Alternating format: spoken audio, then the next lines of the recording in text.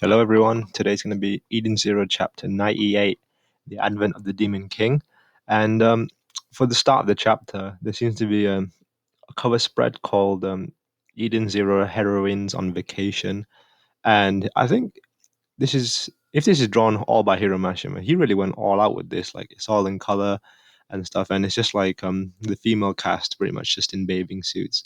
And yeah, it seems like he spent a lot of time and effort into this because he's got how many pages? Like one, two, three, four, five, six.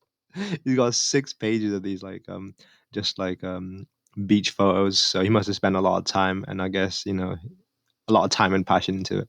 But it's quite interesting to see the color schemes of the characters actually, especially the four starshines. Ivy's got white hair, so that's quite different. I knew Pino had blue hair, and the witch has green hair, so that's nice. And Pino is like this weird crimson color. I didn't expect that from Pino.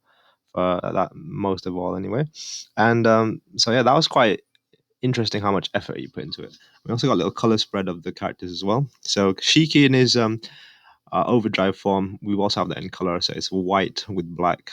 So it looks pretty dope indeed. And he's got like these blue accents in his little tribal tattoos. And we've also got the news that the Eden Zero is getting an anime release. So that's some big news. Especially whenever an anime comes out, the viewership obviously of the franchise and the popular of the franchise always shoots up because a lot of people consume anime more than they do with manga, and that is just fact. So I'm also quite interested in how it's going to be handled.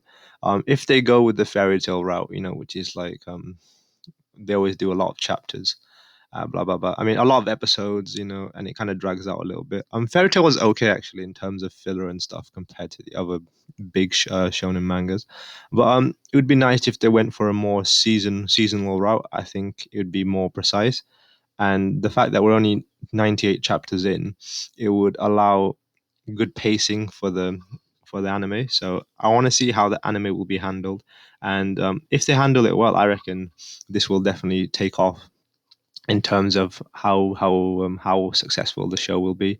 So it all depends on how the anime is going to be handled. So I'm quite interested for that anyway, and I do like this little cover spread of the cast. They're all like pretty big now.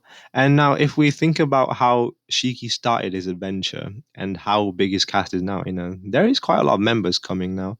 So I remember when he started, it was just him and Rebecca, to be honest, and Happy. And now we've got everyone. We've got the four Starshines, and we've also got Moscow as well, and Weiss. So that's pretty cool indeed. So he's definitely come a long way. All right, let's get into the chapter. And so for the chapter, we see Shiki in his overdrive form against the monster fight Draken Joe. And Draken, he's still berserk mode, but we see Shiki actually go toe to toe with him, and this is pretty crazy. And it's quite interesting to see what Weiss says. So apparently, Weiss is saying everything's floating towards him like a black hole. So that's the kind of emphasis we get. So I guess that's kind of a leveled up gravity kind of thing where he's making a black hole in his fist. So that was pretty cool. And we kind of get over to the other other member of the crew, and whereas they're trying to destroy this the main cannon in just in time before it destroys Blue Garden. So that's kind of a thing as well. And over with Rebecca and stuff, we see Rebecca get free because Happy turns into a gun, and her and Homer are free from the chains of Draken Joe, and they manage to escape now as well. So that's pretty gross. That's pretty cool. And we see Shiki. We return to Shiki's fight against Draken Joe as well, and we see him kind of decimate Shiki too. I mean, Shiki decimates Draken Joe, and with this, and then we go back to the scene as well, and we finally get to see that the weapon gets destroyed. So obviously now Ida, what's it called, Blue Garden is no longer in danger of getting destroyed by Draken Joe. But then we go back to Shiki's fight, right? And this is quite interesting. I do like how often it switches between the little scenes because it gives like a sense of urgency, and there's like a lot of tension. So you got to keep knowing what's happening. We got to keep on checking on all of the crew members, and This is quite interesting though. So we actually get a flashback of Drac and Joe. So it's quite interesting, you know. So apparently, his people on his planet only live until the 15. So that's a very low life expectancy. And because they were guinea pigs, he's one of those experimental babies. And he's the only one who doesn't understand why they only live until the 15. And you can see that everyone else has conformed and they've accepted the fact that they've accepted they're only going to live 15 years, with some of them saying 15 years is enough. Like, why would you want to live that much life anyway? And we see this is where Draken Joe, his desire to live longer comes from. And he knows the truth on other planets people live for decades. So he's different from everyone else. And this is where he starts learning about alchemy, blah, blah, blah. And he also learns something that probably is what he's using now. He could change other people's life into his own life. Then maybe he'll grow up and get strong. And I'd like to meet lots of people. And maybe I could make friends. That's very cheeky, like, you know. And yeah, I thought it was pretty crazy, you know. Like, how does Hiramashima always make everything about friends, but here he is making the main villain of now. Um, his goal in life was to make friends, but how did he get to here? You know, he's changed quite a bit, and you don't have to do that. I'll be your friend. What? So somehow Shiki can see. I don't know. This part was a bit confusing, and I might just be stupid, but yeah. Reading this for the second time, somehow Shiki can see into Draken Joe's memories, and he made them fall into him. No, that cat's memories. His gravity pulled them in, and they fell into this world. So from what I'm saying is, what I've also what that tells me is he's pulling the memories of the other Shikis as well into his head. So that's quite crazy how he's doing that, because so basically Shiki's gravity can pull anything, like even his memories from a different dimension.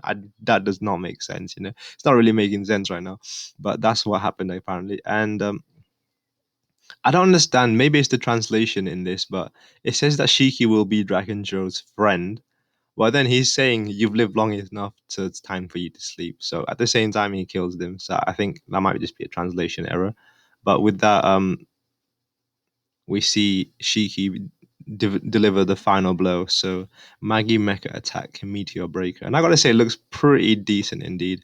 And a lot of detail was spent into his attack, and I gotta say, it looks really cool. I'm definitely a fan of this new power up that Shiki has accessed.